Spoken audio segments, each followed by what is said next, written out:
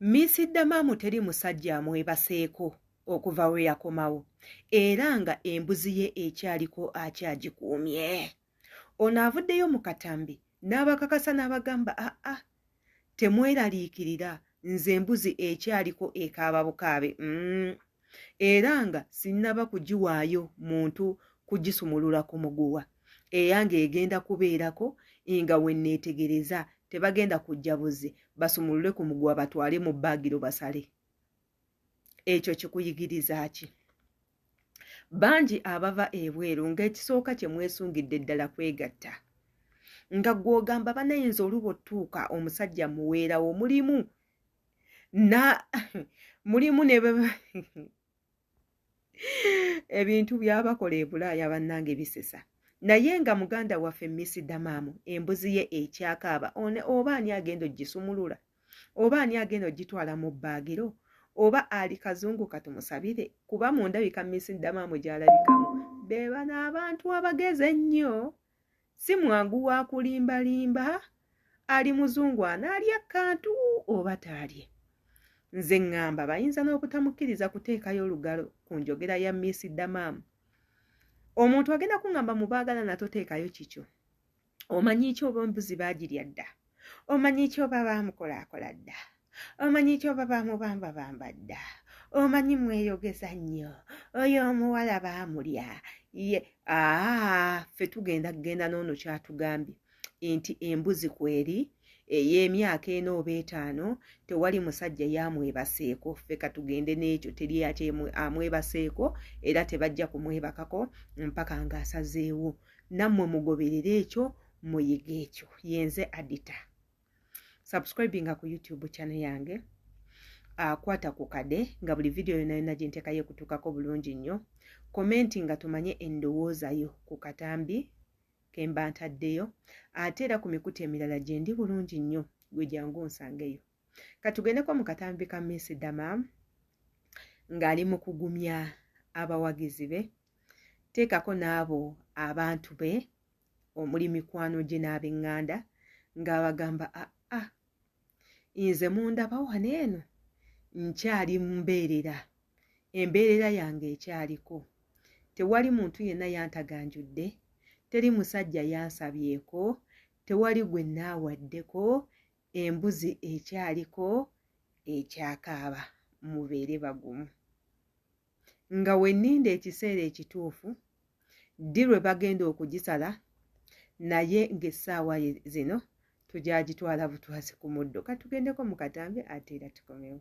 Tegere ekintu sijja embuzi yagenze oba ninde tinaba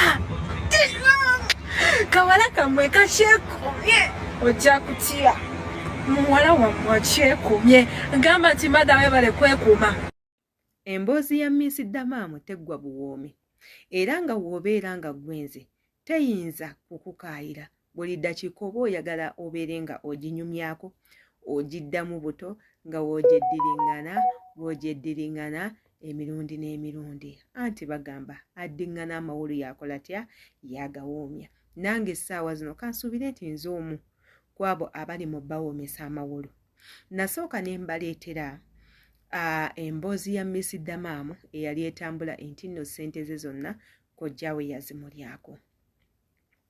Bangi mwampa endowooza zammwe ku katambi ako ke nakola era bangi ne mumpabula bangi ne muŋŋamba n'okuŋŋamba omuntu gw'oyogerako si oyo waliyo omuntu omulala.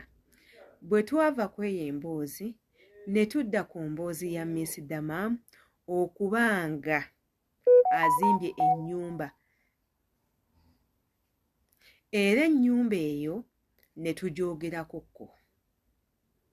Nenzamu ne mbaleetera emboozi ya Miss Damamu nga ennyumba ye agiraza abantu lwe lunaku olwaleero nti ngivuddeyo ne ngibanjulira mu butongole ng'oggyeko bino eno bye babadde banyumya obunyumya era ennyumba muzirabye ye kennyini yazeekwatidde obutambi muzirabye bulungi. Kakati essaawa zino eno tuli ku Miss Damamu n'embuzi nti ye agamba nze nkyekuumye seetantala abasajja bazibu ate nga waliyo abasuubira nti ye Miss Damaamu yaliibwa dda we yakomawo ne bamulya mangu awo ebintu ne biggwa. Omanyi abantu abamu omutulaba ku mitimbagano gino muba mulowooza tuli bangu okutuukibwako, tuli bangu okulimbalimba, omuntu asobola okukozesa buli kimu ky'ayagala, kumbe nedda mulimu ffe bakawaida abagumu. Kale omubiri guba gubanja era abamu we mubeera eyo oba weegomba ekintu kimu otuuka ofune omwagalwa, abamu mwesunga w'okomawo ogenda kuzaala gwe yagenda tozadde, abalala mwesunga w'okomawo ogenda kufumbirwa, ogenda kukola bizinesi, ogenda kuzimba amayumba, ogenda kugula emmotoka n'ebintu ebirala, ogenda olaba mpola ebintu nga we wabisuubira nga si we bikola ki, si we bitambula. So kati mwenna mbakubiriza abakola e Bulaaya naddala nga mugenda kudda, bw'okomawo ewaka sooka weewa obudde obeere ng'ataliiwo. Beera mu bulamu bw'obaddemu ng'okyali Bulaaya, obulamu bw'okubeera mu kifo ekimu nga tozungazunga, obulamu bw'okulya ekintu nga bakikuwadde buwi, obulamu bw'obutatoola nnyo ssente kubeera nga buli kimu okiteekamu ssente, obulamu bw'obutazungazunga nnyo na mikwano eno n'eno biba bikutaasako ebintu bingi. Nti bw'oba okomyewo ewaka kikuwa n'obudde gwe okulowooza ku ki ky'olina okukola nga topapa.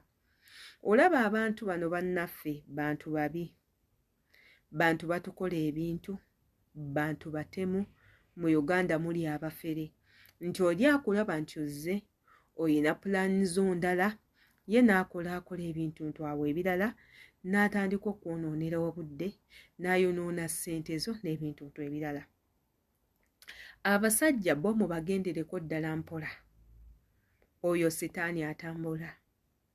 Ng'era Miss Damaamu we mumulabe, mwekuume, osobola okunyumya nabo naye togenda nabo nnyo wala.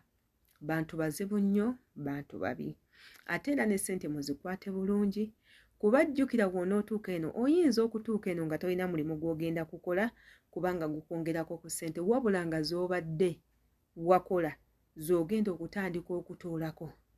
Oyina okulya, weetaaga engoye, weetaaga n'ebintu ebirala, ogenda okukakkana nga ssente zonna oziridde, tolina ky'ozikozeemu, zikuyise mu ngalo, kyokka ate ng'eri wavaayo tokyaddayo oba nga tokyayagala kuddayo. Pulaani zo ne zeetugga ne zibeera mu kifo kimu, n'oba nga tolina kyakuzzaako, n'otandika okufuna ebirowoozo. Abantu nno nga bwe wazirya nabo tokyabalaba, baakuvaako dda baagenda. Olwamala okulaba nti kati zikuweddeko ne balaba nga ggwe tolina makulu, ne batandika okuyiya bakuvaako batya, ne batandika okwogerako ebigambo. Kati nno oyo mulabe bw'afaanana, alinga atalinnyangako ku nnyonyi. Laba kino, laba waasula, laba bw'alya. So naye nga w'oba okomyewo n'osooka ne weewa obudde n'obeera mu bulamu bwo obwa ddala, ne weewa obudde, kikuyambako buli kimu okukikola nga kiri mu nteekateeka nga bwe wali wakibala. Yenze Adita, twesange mu comment section.